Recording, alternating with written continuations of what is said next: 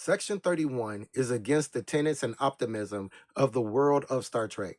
Ever since Section 31 debuted in Deep Space Nine, this has been the comments of most Trekkies that I've ever had conversations with. A lot of people seem to think that Section 31 just isn't the type of organization that should exist in Star Trek canon.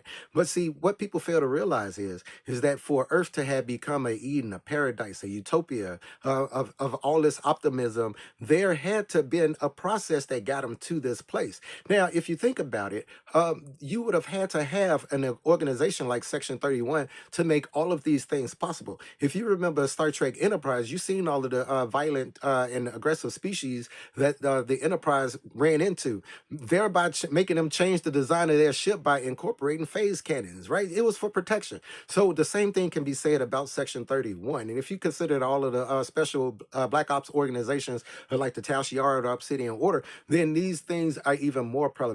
But let's just keep it strictly to Earth, because I want us to talk about two individuals who can show that Earth wasn't the most optimistic and paradise and place in Star Trek canon. And these two people are, what was it? Kodos, the executioner, and the other one was Colonel Philip Green. Now, Colonel Philip Green made his debut in Star Trek, the original series. I think it was The Savage Curtain, but he was also covered a little bit in Star Trek Enterprise. I think the episode was Demons, and I think in The Mirror Darkly. He was also had a picture of him on a computer screen. I think it was on a holodeck in Star Trek The Next Generation. It was like this weird negative outline thing of him. Only certain Trekkies know that. But anyway, basically, let's talk a little bit about Colonel Green. See, because Colonel Green basically was this militia, this military leader, basically, that was right before World War III and kind of was after World War III. He kind of had his little stint during that time. And what made him so famous is that he decided to lead a campaign that killed like 35, 36, I think it was like a little over that,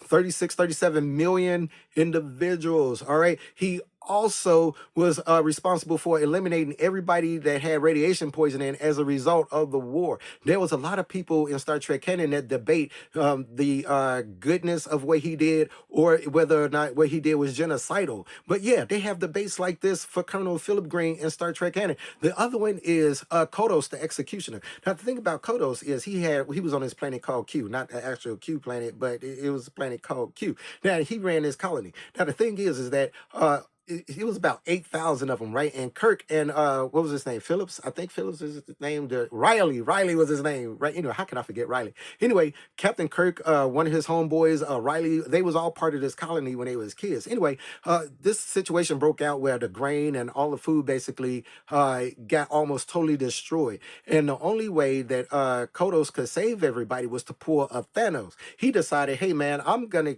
eliminate 4,000 of these 8,000 individuals, right? So basically, we can have enough food to survive until the starship, until the Federation sends help. Now he ends up doing this, and three of the survivors was those people that I was talking about: Riley, Captain Kirk, and his homeboy with the little eye patch. Anyway, the rescue ships ended up getting there early. Man, come find out, what was his name? Kodos tried to fake his whole death.